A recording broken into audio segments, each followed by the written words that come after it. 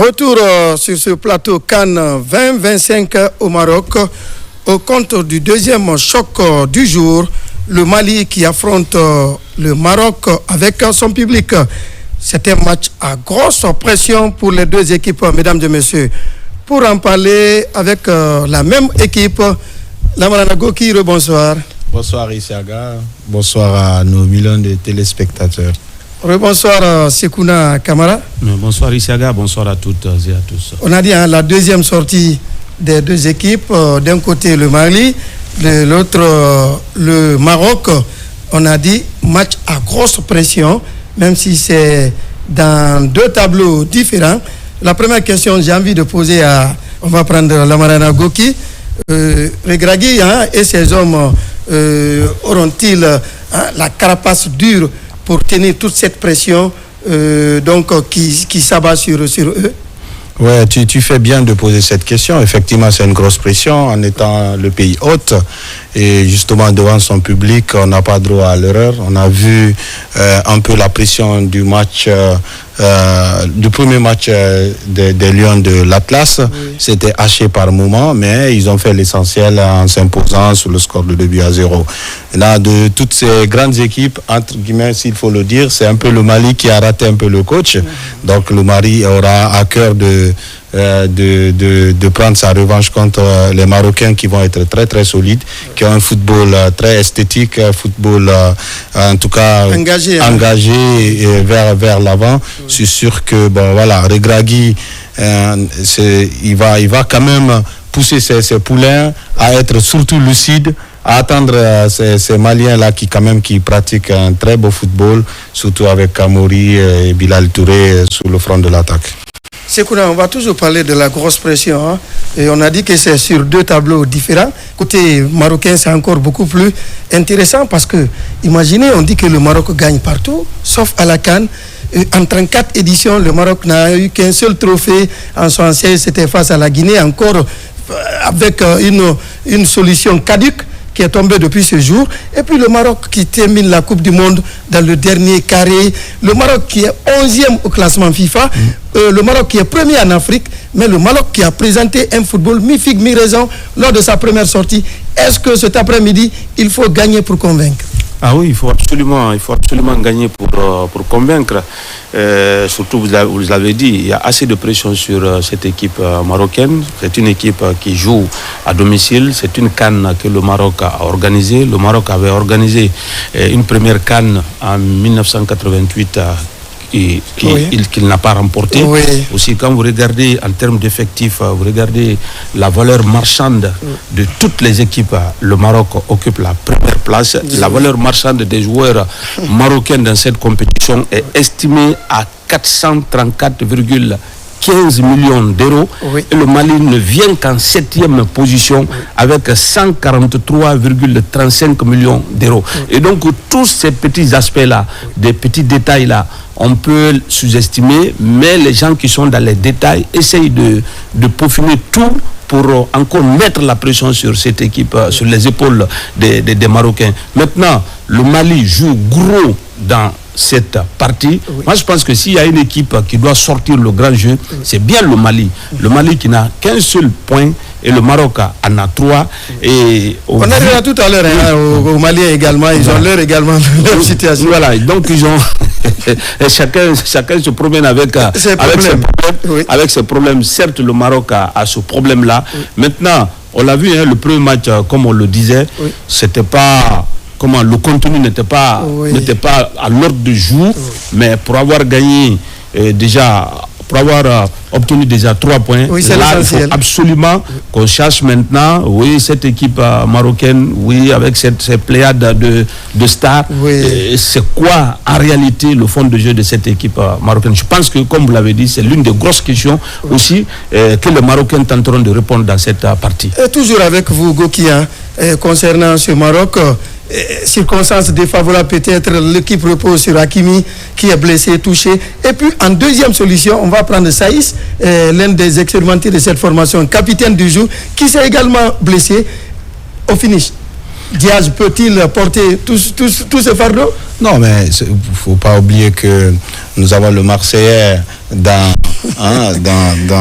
l'axe central qui est à guerre, qui est pétri de talent, d'expérience, qui est Mazraoui à côté. Voilà, nous avons quand même dans l'entrejeu Ounahi, je suis sûr, mais c'est peut-être sur le front de l'attaque. Je suis sûr que cette fois-ci, il va mettre Al-Kabi. Voilà, Al-Kabi, forcément, qui a fait une entrée remarquable avec son but d'anthologie, peut-être l'un des meilleurs d'abord pour le moment. Qui est venu de notre planète. Voilà, qui est venu de notre planète. Mais c'est quand même était un peu le bémol sur le jeu marocain, c'est que parfois on arrivait complètement à sauter les milieux et c'est un peu brouillon de temps en temps. Donc j'espère que Regragui va très bien réajuster segmenter sa machine. Parce que, justement, la fois passée, c'était mi-figue, ils ont juste assuré l'essentiel, mais pour un pays autre, un pays mondialiste, donc on attend beaucoup du Maroc. Ils ont la pression, ils ont tout. C'est vraiment une compétition, une CAN de haute facture, très bien organisée en termes infrastructurels, en termes de mobilisation. Ça c'est entre griffes parce qu'on voit un peu les gradins clairsemés. Voilà, clairsemés. Ça manque quand même de mobilisation dans les mais bon. Pour le moment, ça reste à battre le record de la Côte d'Ivoire sur ce plan. Ah non, sur l'ambiance. Voilà. Sur l'ambiance. Mais puisque ça continue, on est encore au premier. On va un peu se rabattre du côté malien. Chacun se promène avec son problème, vous l'avez dit. Le Mali qui sort des matchs nuls, si vous voulez, au goût très amer.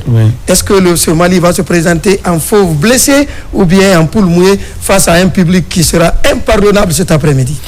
Oui, moi je pense déjà, vous savez, lors du premier match, l'entraîneur qui avait mis un 3-5-2, et là aujourd'hui il va jouer carrément avec c'est à l'opposé, ça va être à 5-3-2, où il va mettre beaucoup de défenseurs, et là aussi pour boucler, c'est-à-dire pour empêcher les Brahim Diaz, Ismaël Sabari, et Saïbari surtout, de percuter. Et ça va être aussi un match très tactique. On connaît l'entraîneur belge qui ne lésine pas généralement face à des situations de ce genre. Maintenant le Mali, comme vous l'avez dit, qui va jouer avec deux joueurs qui connaissent bien le championnat. Bon, ça c'est le championnat français, à savoir Mamadou Sangaré et Lassiné. Mais par rapport à votre question, je pense que les Maliens n'ont pas droit à l'erreur. Surtout, vous faites bien de le rappeler, lors du premier match, c'était un peu... les supporters maliens étaient trop frustrés, c'est-à-dire tous qui supportaient. Pourquoi? Parce que le Mali, non seulement est parvenu à prendre l'avantage contre la Zambie, ensuite les Maliens se sont fait rejoindre au score à la 92e minute. Vous savez, ça fait très mal dans une compétition de ce genre. Comme la CAN. Comme la CAN, pour pouvoir dominer longtemps et puis se faire rejoindre au score aux derniers instants. Donc pour les Maliens, non seulement le Mali va jouer contre le pays hôte, aux Maliens donc de prendre un point, minimum un point avec le Maroc et garder l'espoir de qualification pour le second tour. Donc il a dit, la valeur marchande du Maroc, c'est comme le Sénégal à la CAN 2021 au Cameroun. Et c'est avec les noms ronflants. Cet après-midi, est-ce que si la mayonnaise prend, le Mali ne va pas quand même prendre de l'eau? Parce que là, du côté marocain, c'est l'antichambre du premier match qu'on a vu pendant la journée. Si c'est les championnats locaux, et cette fois-ci, c'est les expatriés. Sur ce, et franchement, il n'y a pas photo. Oui, sur ça c'est sur le papier. Mais connaissant aussi quand même les aigles du Mali, c'est ça. Là, ils montent quand même en puissance souvent dans les compétitions. N'est-ce pas, avec des garçons. Je sais qu'aujourd'hui, si Yves Bissouma se retrouve très bien au cœur du jeu, c'est sûr que ça peut le faire. Bon, encore une fois, c'est des faits de jeu. Je pense qu'ils ont dû tirer toutes les leçons pratiquement de ce match nul à la saveur d'une défaite, connaissant un tout peu l'envie de gagner des Maliens. Mais c'est pas un match à gagner d'avance. Et les Maliens, ce qui peut être un bémol pour eux dans ce match, c'est de vouloir gagner coûte que coûte. Ah bon. Ça aussi, on risque de créer un déséquilibre. Oui. Les Marocains déjà seront en position de force, de force pour pouvoir aller en contre-attaque, parce que ça va très très vite sur les côtés. Et sachant que nous avons des garçons comme Brahim Diaz, comme Ounahi, et puis Amrabat qui ratisse énormément de ballons. Mais bon, je pense que les Maliens ont quand même toutes leurs chances aussi dans ce match. Surtout du côté marocain, il y a un certain El Kabi qu'il ne faut pas oublier. Ce phénoménal. Souvenez-vous, au CHAN 2018 en terre marocaine, qui est sorti du néant et qui a récidivé au Cameroun. Meilleur buteur, meilleur joueur, aujourd'hui qui se relance avec une titularisation possible. Est-ce que le Mali a un plan anti-Kabi? Parce que là, il est intraitable. Oh non, moi je pense que le Mali doit jouer son football, comme d'habitude, n'est-ce pas, essayer de jouer. C'est vrai que El Kabi marche très très fort déjà en club. C'est justement dès qu'il est sorti, il a mis sa patte magique et ça marche. Sans n'oublier qu'il y a El Nesri, avec ses presque 2 mètres qui était sur le banc, sachant que ce jour-là, les Marocains, ils ont fait beaucoup de centres, mais rien n'a donné. Donc je pense qu'il a dû mettre Al-Kabi pour encore peser davantage sur la défense, parce que connaissant aussi que les Maliens vont très très vite, mais ce qui peut être aussi déterminant, c'est le physique. Les Maliens quand même, voilà, ils peuvent physique, à leur football, et ils peuvent aussi faire la différence à ce niveau-là. Mais je suis sûr que ça va être un match très plaisant, à l'image du match qu'on a vécu dans la journée. Et je pense les Maliens n'ont pas droit à l'erreur. Il ne faudrait pas quand même mélanger vitesse et précipitation. Justement. Voilà, il faudrait construire, faire des ressorties de balles très propres et utiliser les couloirs, créer du surnom pour pouvoir peut-être servir dans des conditions idéales à Mamadou Sangaré et Sinayoko qui sont au fond de l'attaque. D'ailleurs, lors du premier match, Sekouna, on a dit, c'est un match qui va être joué au mental, parce que ça a été reproché par la presse marocaine que le public n'a pas aidé les Lions de l'Atlas lors de la première sortie. Alors aujourd'hui, c'est un peuple à l'unisson, pour qui connaît également le mental du peuple. Le football malien, la Guinée en sait beaucoup plus. Souvent, quand on joue contre le Mali, ce n'est pas l'esthétique, mais les Maliens jouent engagés, décomplexés et alliant physique et technique. Est-ce qu'on va s'attendre à un football champagne? Bon, ça va être la grosse question. Vous faites bien de le dire. D'un côté, vous avez le public marocain, comme vous l'avez dit.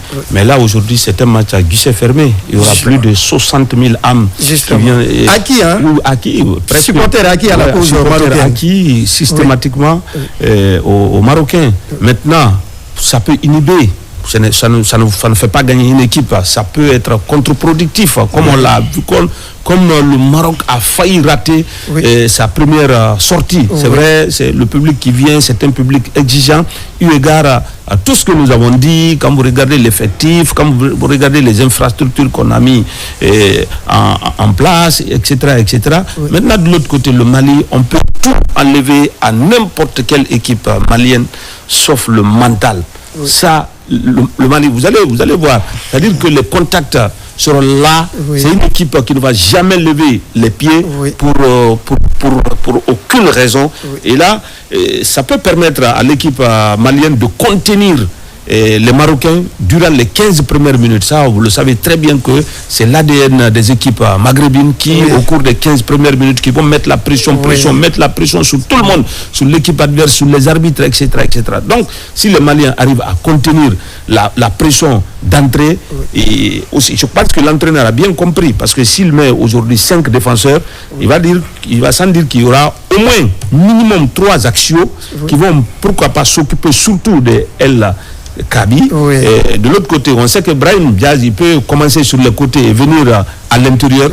Donc ça va être un jeu côté marocain surtout très varié. Mais encore une fois, les Maliens vont assurer d'abord la défense pour mieux se projeter vers l'avant.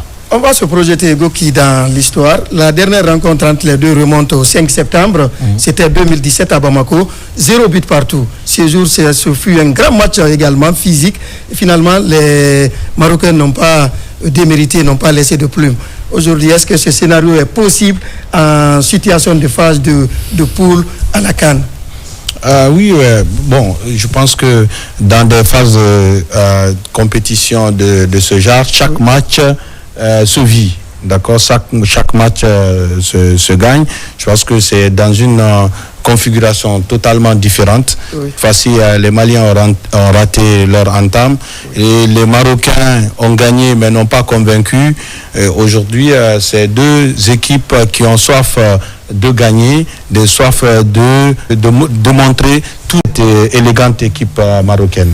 Vous avez introduit tout à l'heure l'histoire par rapport à ce match. Oui.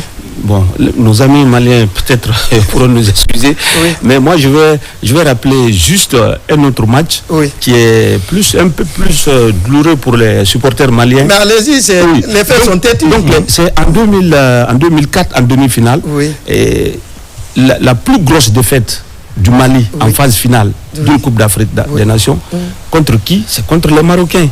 Et ce jour, l'entraîneur marocain, Walid, était titulaire. On s'excuse là, il y a le sport de la CAF qui arrive après. On va revenir derrière pour cette histoire. On va avec la